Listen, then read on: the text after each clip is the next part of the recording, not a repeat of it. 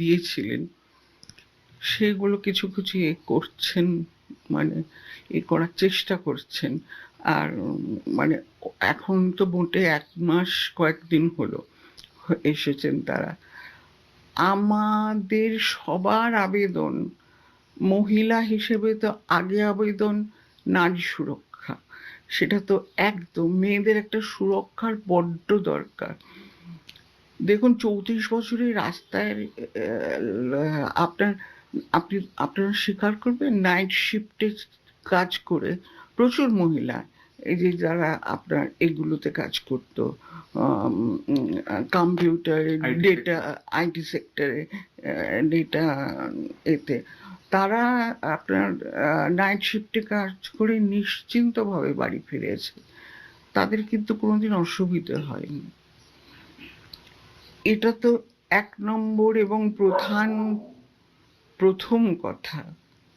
দ্বিতীয়, শুধু নারীরা নয়, সবাই যেন নিশ্চিন্তে, যে ব্যবসা করছে ছোট তারাও করতে পারে, যারা চাকরি ক্ষেত্রে কাজ করছে তারাও ঠিক মতো কাজ করতে পারে, যারা আপনার শিক্ষক শিক্ষিকা, তাদের যেন আর চাকরি থেকে বঞ্চিত না হতে হয়। যে কাণ্ড আপনার 15 বছরে হয়েছে, তাদের উপর যে হয়েছে, সেগুলো যেন আর না হয়।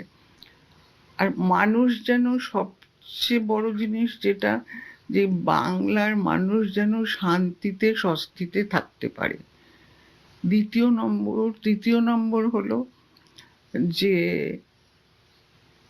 এই বাংলায় যেন আর কোনোদিন, প্রথম কথা হৃত গৌরব ফিরিয়ে আনতে হবে। আমাদের যে হৃত গৌরবটা ছিল, হৃত গৌরবটা ফিরিয়ে আনতে হবে বাংলা, পশ্চিম বাংলার।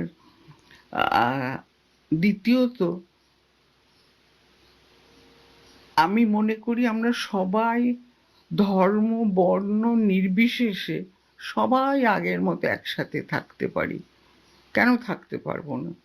আমরা যদি চিরকাল, আমাদের পূর্ববর্তী প্রজন্মরাও থেকেছেন, আমরাও থেকেছি, পরবর্তী প্রজন্ম আপনারাও থাকবেন, তার পরবর্তী প্রজন্ম যারা এসেছে তারাও থাকবেন। আর একটা জিনিস হলো, এই যে বাংলার সিন্ডিকেট রাজ শব্দটা তো প্রথম শোনা গেল, এ কথাটা তো আমরা 2011-র আগে কোনোদিন শুনিনি।